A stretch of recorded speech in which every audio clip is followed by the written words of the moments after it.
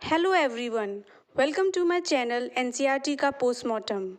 तो आज हम स्टार्ट करने वाले हैं क्लास 12 विस्टास बुक का chapter number 5, should wizard hit mommy. इस चैप्टर के राइटर हैं जॉन अपडाइक। तो सबसे पहले हम थोड़ा सा इंट्रोडक्शन पढ़ लेते हैं। ये स्टोरी है एक छोटी सी बच्ची की वर्ल्ड व्यू, उसके ओपिनियंस, उसके थॉट्स के बारे में।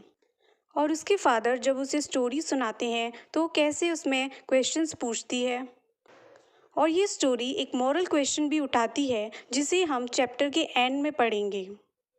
तो अब हम बात करते हैं इस चैप्टर के कैरेक्टर्स की। जुएन, a 4-year-old girl also called as Jo. Jack, father of Juan. Claire, wife of Jack, mother of Joe. Skunk, a creature with a bad smell. Mother, skunk, mother of baby skunk. Owl, a wise creature. Wizard, a magician. जुएन के father जो उसे story सुनाएंगे उसमें 4 creatures होते हैं। Skunk, a creature with a bad smell, and a mother skunk, owl, और एक wizard होती है जो कि एक मैजिशियन है। तो अब हम चैप्टर स्टार्ट करते हैं। इस चैप्टर को मैंने 5 पार्ट्स में डिवाइड किया है। तो फर्स्ट पार्ट है a 2-year-old custom of story telling. Jack अपनी बेटी जो को evenings and Saturday naps means short sleep के लिए स्टोरीज सुनाते हैं। ये स्टोरीज़ वो कहीं से पढ़कर नहीं बल्कि अपने माइंड से ही क्रिएट कर कर सुनाते हैं। जो के फादर ये कहानियाँ उसे तब से सुना रहे हैं जब से जो सिर्फ 2 साल की थी। और अब ये कहानियाँ सुनाते सुनाते लगभग 2 साल हो चले हैं। मतलब जो अभी 4 साल की हो चुकी है और अब जैक के पास भी स्टोरियाँ सुनाते सुनाते ख़त्म हो चली हैं, क्योंकि वो जो को इतने सालों से स्टोरी सुना रहे हैं। जैक जो स्टोरी सुनाते हैं उनमें बस स्लाइड वेरिएशन होता है बेसिक टेल का। उनकी बेसिक टेल में हमेशा एक स्मॉल क्रिएचर होता है जिसका नाम है Roger. Roger fish, Roger squirrel और रॉजर चिपमंक। वो बस रॉजर के आगे एक नए एनिमल का नाम लगा देते हैं और एक नई कहानी बना देते हैं।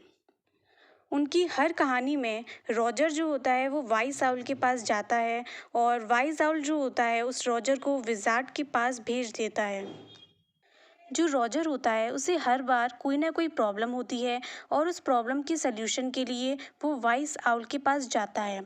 जो वाइस आउल होता है उस प्रॉब्लम को सॉल्व करने के लिए उसे हमेशा विजार्ड के पास भेज देता है। और विजार्ड जो होता है वो कोई जादू करता है, कोई मंत्र पढ़ता है और रॉजर की प्रॉब्लम सॉल्व हो जाती है। जो विजार्ड होती है वो प्रॉब्लम सॉल्व करने के बदले में कुछ पेमेंट मांगती है। विजार्ड जो पेमेंट मांगता है वो रॉजर के पास जितने पैसे होते हैं उससे हमेशा ज़्यादा ही होती है।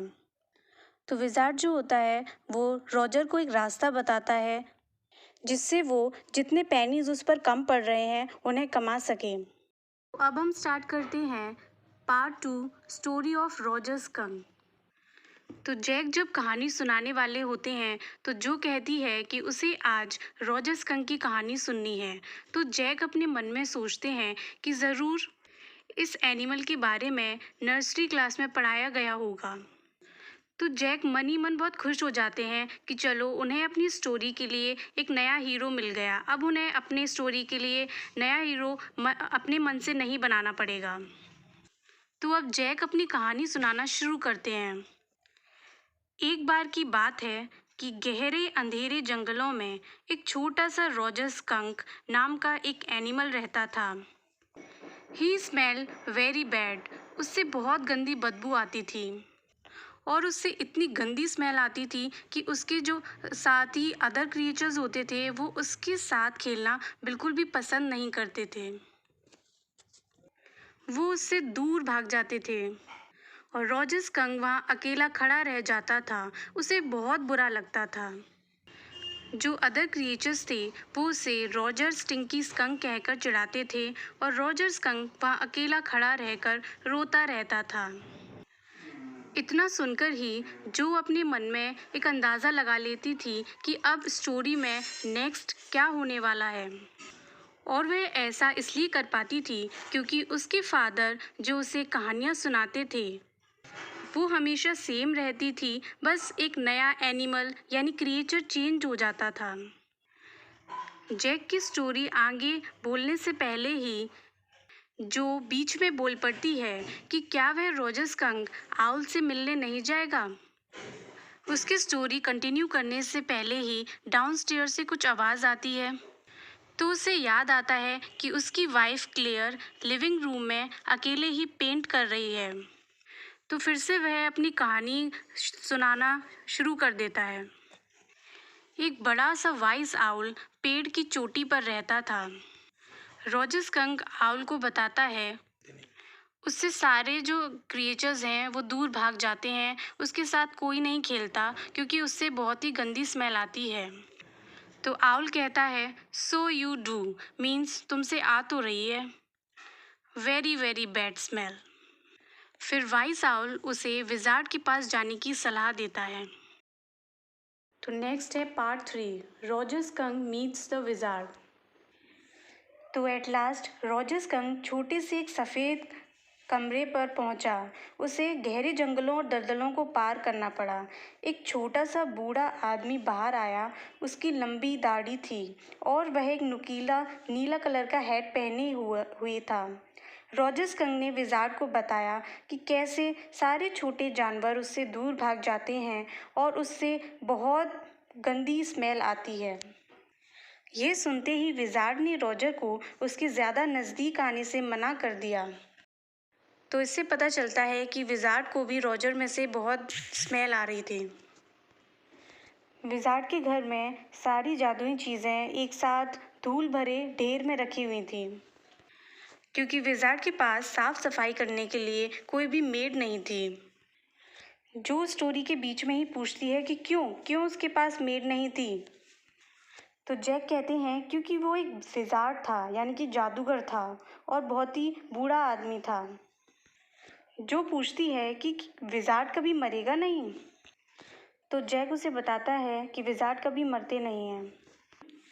विजार्ड घर के अंदर जाता है और एक जादू की छड़ी लेकर आता है। फिर विजार्ड रोजर से पूछता है कि उसे किस तरह की स्मेल चाहिए। रोजर बहुत सोचता है और फिर बोलता है कि उसे रोजेस यानी गुलाब जैसी खुशबू चाहिए। तो जो बोलती है बहुत अच्छे। इस बात पर जैक उसे घूरते हैं और विजार्ड की बहुत ही इरिटेबल वॉइस में उससे कहते हैं abracadabra hocus pocus, Roger Skunk how do you do, roses boses pull an ear, Roger Skunk you never fear, bingo. इस मंत्र को पढ़ते ही रोजर में से रोजेस की खुशबू आने लगी। इसके बाद रोजर बहुत खुश हुआ। लेकिन जब विजार्ड ने रोजर से 7 पेनीज की मांग की, रोजर के पास सिर्फ 4 पेनीज थी। इस वजह से वह ज़ोर ज़ोर से रोने लगा। फिर विजार्ड ने रोजर को ये 4 पेनीज कमाने का एक तरीका बताया। विजार्ड ने रोजर को जादू के कुएं पर भेजा जहाँ पर रोजर को 3 पेनीज मिल गईं। वह उन्हें वापस विजार्ड के पास ले आया और उस दिन के बाद से जो सारे जानवर थे वह उसके साथ खेलने लगे क्योंकि अब उसमें से बहुत अच्छी खुशबू आती थी। इस तरह वे सारे दोपहर बाद में खेल खेलते और हंसते रहते। तो नेक्स्ट हम पढ़ते हैं part 4, Roger Skunk's mommy doesn't like the change. खेलने के बाद जब रोजर अपने घर पर गया तो रोजर स्कंक की माँ ने उससे पूछा कि यह ऑफुल स्मेल मीन्स भयानक गंध कहाँ से आ रही है। तो रोजर ने अपनी माँ को बताया कि यह खुशबू उसमें से आ रही है जो कि रोजेस की है। फिर रोजर ने अपनी माँ को बताया कि यह रोजेस की स्मेल उसे विजार्ड ने दी है। यह सुनते ही रोजर स्कंक की माँ ने रोजर से कहा कि वे अभी सीधे उस भयंकर जादूगर के पास जाएंगी। रोजर की माँ विजार्ड के पास इसलिए जाना चाहती थी क्योंकि वो रॉजर की जो स्मेल थी उसे वापस लाना चाहती थी। स्कंक एक ऐसे एनिमल होते हैं जिनके लिए ये स्मेल उनके लिए उनका प्रोटेक्शन का काम करती है। जब कोई एनिमल स्कंक पर अटैक करने आते हैं तो इस गंदी स्मेल की वजह से वह दूर भाग जाते हैं और इस तरीके से वे स्कंक अपने आप को प्रोटेक्ट कर लेते हैं। विज़ार्ड के पास वापस जाने की बात सुनकर रॉजर ज़ोर ज़ोर से चिल्लाने लगा और रोने लगा, क्योंकि उसे लगा कि उसकी माँ फिर से उसकी वो गंदी स्मेल वापस दिलवा देंगी और अब फिर से कोई भी जानवर उसके साथ नहीं खेलेगा, सब उससे दूर दूर भागेंगे। ये सुनकर रॉजर की माँ ने कहा कि उन्हें इस बात की कोई परवाह नहीं है, क्योंकि उनका मानना था कि रॉजर स्कंक में से पहले वैसी गंध आती थी जैसी एक छोटे से स्कंक में से आनी चाहिए थी। और फिर रॉजर स्कंक की माँ रॉजर के साथ विज़ार्ड के पास गए और वह अपने साथ एक अम्ब्रेला लेकर गई थी, जिससे उन्होंने विज़ार्ड के सर पर जोर से हिट किया। इस मार के बाद विज़ार्ड की अक्ल ठिकाने पर आ गई और फिर उसने रॉजर की वो गंदी स्मेल फिर से उसे वापस लौटा दी और एक बार फिर हमारा रॉजर स्कंक बदबूदार हो गया। तो नेक्स्ट हम पढ़ते हैं पार्ट 5, जो wants the story changed a little. जो को कहानी का दी एंड बिल्कुल भी पसंद नहीं आया। रॉजर स्कंक को वापस से उसकी बैड स्मेल मिलना जो के हिसाब से उसके साथ बहुत बड़ी नाइंसाफ़ी थी। जो अपने फादर से कहानी में थोड़ा सा चेंज लाने को कहती हैं। जो चाहती थी कि उसके फादर उसे ऐसी कहानी कहें जिसमें विज़ार्ड ने मैजिक वैंड लिया और स्कंक की मदर को पीट दिया, और वह अपने फादर से इस स्टोरी में चेंज लाने के लिए ज़िद करने लगी।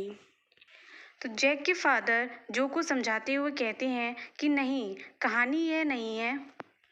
और फिर जैक जो को समझाते हैं और जैक जो समझाते हैं वही हमारी इस स्टोरी का मॉरल भी है। जैक जो से कहते हैं कि लिटिल स्कंक जितना प्यार लिटिल एनिमल्स यानी बाकी सब एनिमल्स से करता है, उससे कई ज़्यादा प्यार वह अपनी मम्मी से करता है। और कहीं ना कहीं रॉजर स्कंक जानता है कि उसकी माँ जो भी करेंगी वह उसके लिए बिल्कुल ठीक करेंगी। और इस तरीके से जैक जो को समझाना चाहता है कि दुनिया के कोई भी पेरेंट्स कभी गलत नहीं होते, वे हमेशा सारे डिसीजन अपने बच्चों की भलाई के लिए ही लेते हैं। जैक के इतने समझाने पर भी जो समझती नहीं है और अपने फादर से कहती है कि कल वो जो स्टोरी सुनाएंगे उसमें विज़ार्ड वापस से मम्मी को हिट करे। जो है बार बार ज़िद करने लगती है, चिल्लाने लगती है कि डू इट, ऐसा ही करो, ऐसा ही करो। और इसके बाद वो अपने बेड पर लेट जाती है और अपने हाथ पैरों को झटपटाने लगती है। ऐसा वो हर बार करती है जब उसे अपनी ज़िद पूरी करवानी होती है। बस इस बार कुछ अलग था, क्योंकि इस बार वो हंस नहीं रही थी। मीन्स इस बार वो अपनी बात को लेकर काफ़ी सीरियस थी। इसके बाद जैक उसका मन रखने के लिए उससे कहते हैं कि ठीक है, हम बाद में देखेंगे। और फिर जैक जो से कहते हैं कि तुम जाओ, एक अच्छी बच्ची की तरह बेड पर जाकर रेस्ट करो। उसके बाद वो दरवाज़ा बंद कर देते हैं और डाउनस्टेयर्स चले जाते हैं, जहाँ पर क्लेयर जो है वो न्यूज़पेपर्स बिछाकर उस पर पेंट रख कर चेयर्स को पेंट कर रही होती है। तभी क्लेयर को अपस्टेयर से कुछ फुटस्टेप्स वाइब्रेट होने की यानी कि किसी के चलने की आहट सुनाई देती है। जो के फादर समझ जाते हैं और कहते हैं कि जो, क्या मुझे तुम्हें ऊपर आकर मारना पड़ेगा? तभी अचानक जो के पैर लड़खड़ा जाते हैं और फिर वो वापस अपने रूम में चली जाती है। फिर क्लेयर जैक से कहती है कि तुम्हारी स्टोरी कुछ ज़्यादा लंबी नहीं हो गई? जैक अपनी वाइफ को देखता है और सोचता है कि उसकी वाइफ को अकेले ही ये सब काम करना पड़ा। जैक एक अगली मिडिल पोजीशन में रह जाता है, जहां ना तो वह अपनी बेटी जोएन को सुलाने में सफल हो पाता है और ना ही अपनी वाइफ क्लेयर की मदद कर पाता है। तो फ्रेंड्स, इसी के साथ हमारा should wizard hit mommy chapter finish होता है। तो ये थी हमारी एनसीईआरटी की detail explanation. For more videos please subscribe my channel. Thanks for watching.